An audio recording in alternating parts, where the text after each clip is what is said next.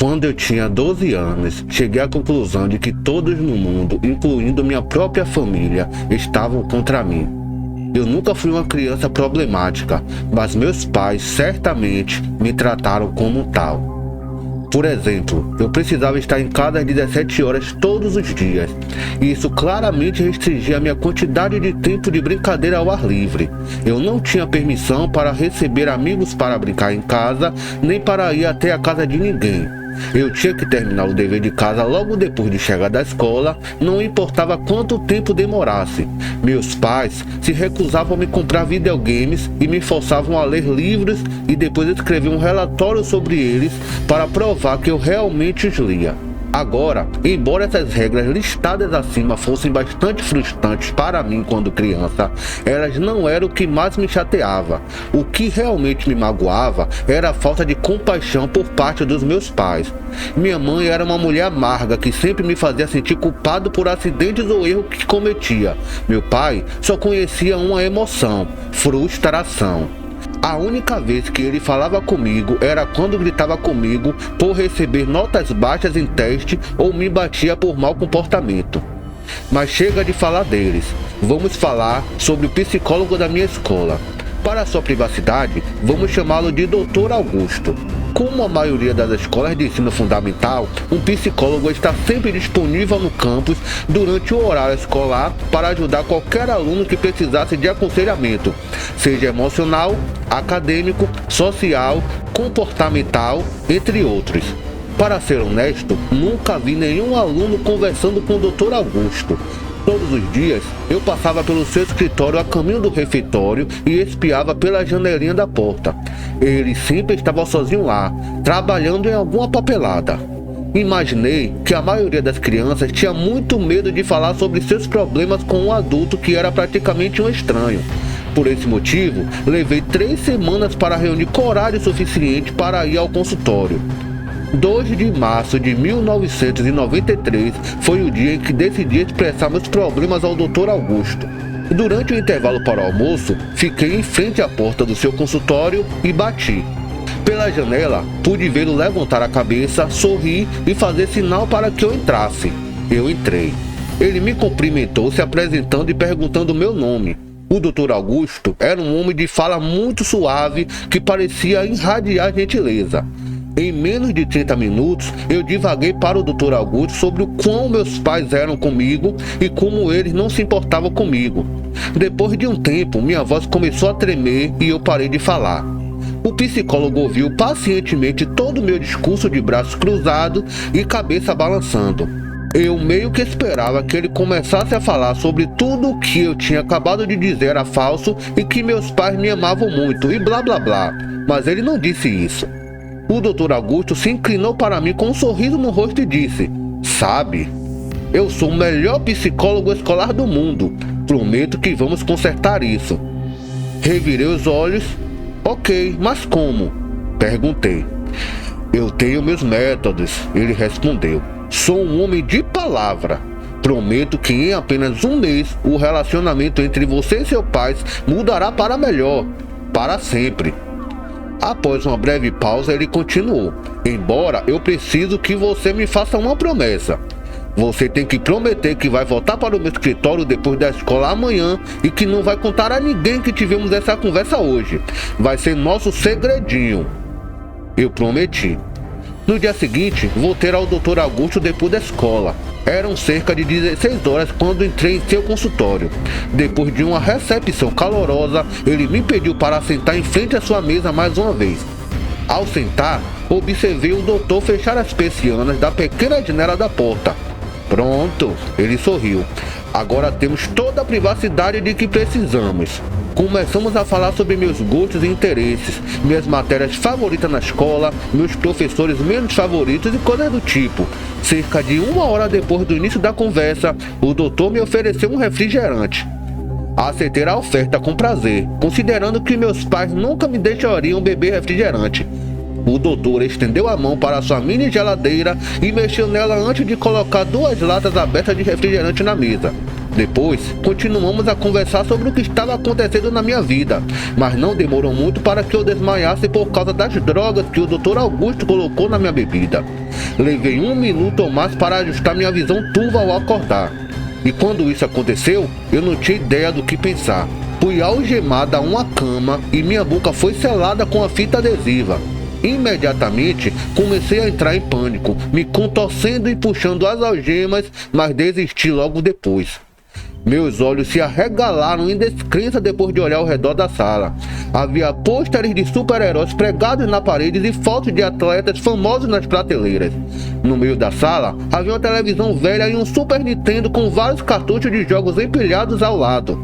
Eu não sabia o que pensar. Aqui estou eu em uma sala de itens que a maioria das crianças morreriam para brincar. Eu provavelmente teria chorado de alegria se não estivesse algemado a uma estrutura de cama. Meu estômago afundou mais uma vez quando a porta se abriu e o doutor entrou. Ele sentou-se na beirada da cama. Agora escute, ele disse. Lembre-se de que estou aqui para ajudar você e nunca machucaria você, ok? O Dr. Augusto gentilmente removeu a fita de minha boca e depois as algemas das minhas mãos. Meu primeiro instinto foi começar a chorar, mas algo sobre o doutor me fez sentir seguro. Ele sorriu para mim. Você vai ficar aqui por um tempo, ele continuou. E durante esse tempo você tem permissão para brincar com qualquer brinquedo neste quarto enquanto eu estiver aqui em casa. Mas quando eu sair de casa, vou precisar algemar uma das suas mãos de volta à cama. Você ainda vai poder assistir a televisão, mas eu quero que você assista apenas aos canais de notícias quando eu estiver fora. Sentei-me em silêncio, ainda tentando processar a informação que ele me dera. Então, o doutor gritou, dando um tapa no meu joelho. Vá em frente e se acabe. Eu volto quando for a hora de jantar. Ele se levantou da cama, atravessou o quarto e apertou o botão de ligar da TV antes de trancar a porta atrás de si. Vários minutos se passaram antes que eu percebesse que o Dr. Augusto não estava brincando. Tudo o que me restava fazer era ligar o Nintendo e jogar Mario até anoitecer. Por volta das 19 horas, o doutor voltou para o quarto carregando 2 pratos de purê de batata e tiras de frango. Finalmente criei coragem para perguntar a ele quanto tempo ficaria naquele quarto. Bem, cerca de 1 mês, ele me respondeu. Mais ou menos algumas semanas. Só tenho um trabalho que preciso fazer. Na manhã seguinte, acordei com a mão do Dr. Augusto dando tapinhas na minha cabeça. Ei, amigo, você não precisa acordar agora se não quiser, mas eu vou precisar colocar isso de volta. Ele sussurrou, prendendo a algema de aço frio no meu pulso. Olhei para ele. Ele estava usando uma camisa de colarinho e calças, um casaco pendurado no ombro e uma mala ao lado. Ele parecia exatamente como sempre quando eu o via pela escola. Antes de sair, ele colocou o controle remoto da TV ao meu lado e me disse para ligá-la e assistir ao noticiário. A primeira coisa que eu vi ao ligá-lo foi um segmento das últimas notícias. Um policial de aparência importante estava em um pódio cercado por pessoas com microfones. Comecei a assistir na metade do discurso dele. Um alerta estadual foi emitido a partir desta manhã. Temos vários investigadores trabalhando para identificar potenciais sequestradores, mas até agora não há muitas evidências. Os membros do corpo docente declaram que o garoto foi visto pela última vez por volta das 4 ou 5 da tarde em... Comecei a sentir náuseas quando uma fotografia minha apareceu na tela. Era minha foto no anuário do ano passado. As legendas da fotografia exibiam meu nome e idade, minha escola e minha cidade. Acima da minha foto havia títulos alternados. PF inicia busca por crianças e suspeito de sequestramento desconhecido e possível fugitivo. A filmagem ao vivo continuou e 2 figuras que logo reconheci como minha mãe e meu pai subiram ao pódio. Ambos pareciam ter olhos avermelhados. Lágrimas escorriam pelo rosto da minha mãe enquanto ela pegava um microfone. Eu nunca tinha visto tanta emoção emergir da minha mãe antes. Enquanto ela chorava ao vivo na televisão, gaguejando frases como: por favor, devolva meu bebê para mim, sinto muito, e por favor, volte para casa, para nós. Quando meu pai pegou o microfone, eu quase esperava que sua atitude fosse fria como pedra, mas ele também tinha lágrimas nos olhos. Ele implorou ao mundo para trazer seu filho para casa em segurança e, por fim, implorou por meu perdão. Eu sei que não fui o melhor pai, mas porra, eu queria ter sido isso agora. Por favor, traga meu filho de volta. Desliguei a TV logo depois. Minhas emoções estavam misturadas, pois eu nunca tinha visto meu pai chorar. Eu me senti miserável por meus pais estarem passando por tanta coisa, mas ao mesmo tempo eu senti alívio. Agora eu sei o quanto mamãe e papai me amam. Quase 4 semanas se passaram e o Dr. Augusto tem me tratado com o máximo respeito. Ele me deixa na manhã algemado à estrutura da cama, mas retorna à tarde para almoçar e jantar comigo, conversar e jogar. Eu nunca teria imaginado o quão bom o doutor era em Super Mario e Bomberman. Mas amanhã, quando o Dr. Augusto me acordou antes de ir para o trabalho, notei um olhar severo em seu rosto.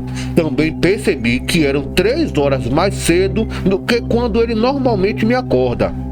Você precisa assistir ao noticiário hoje, sem exceções. Quero que você deixe a televisão ligada o dia todo e preste bastante atenção a ela, ele declarou severamente. Eu, é claro, obedeci e observei-o sair da sala. Cerca de 2 horas depois, um segmento de notícia de última hora interrompeu o comercial de pasta de dente que eu estava assistindo. O título: Remanescentes humanos encontrados. 2 homens de terno e aparência firme ficaram um ao lado do outro e começaram a falar. Estamos descontentes em trazer notícias tão infelizes esta manhã sobre o caso da nossa criança desaparecida no início deste mês. Um dos homens abaixou a cabeça, enquanto o que falava folheava alguns papéis. Ele continuou.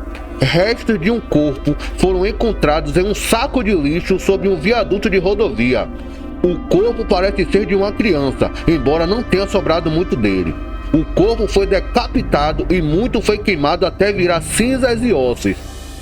A tela mudou para uma visão de helicóptero da rodovia. Dezenas de carros de polícias reunidos perto do fundo de um viaduto alto. A voz do homem ainda podia ser ouvida. Dentro da bolsa, a polícia encontrou um cartão de identificação da escola secundária rotulado como tal. A tela mostrou o cartão de identificação da escola que eu sempre guardava na mochila. O plástico estava meio derretido, mas minha fotografia e meu nome estavam intactos. Depois que os 2 homens se despediram, a câmera girou para meus pais. Eles estavam sentados entre repórteres. O rosto da minha mãe tinha uma careta dolorosa e meu pai abaixou a cabeça até os joelhos. Desliguei a televisão. O Dr. Augusto voltou para casa muito tarde. Ele correu para o quarto, destrancou minhas algemas e colocou uma garrafa de água com gás na minha mão. Ele colocou as mãos no meu ombro e sorriu. Eu te fiz uma promessa, não foi? Eu assenti, enquanto as lágrimas escorriam nos meus olhos. Você precisa me fazer uma promessa novamente, ele sussurrou. Ele disse que eu precisava beber toda a água da garrafa, isso me ajudaria a dormir, e que dali em diante eu nunca mais deveria contar a ninguém que o conheci. Eu prometi. Eu disse que sou o melhor psicólogo a escolher do mundo, não disse? E ele estava certo.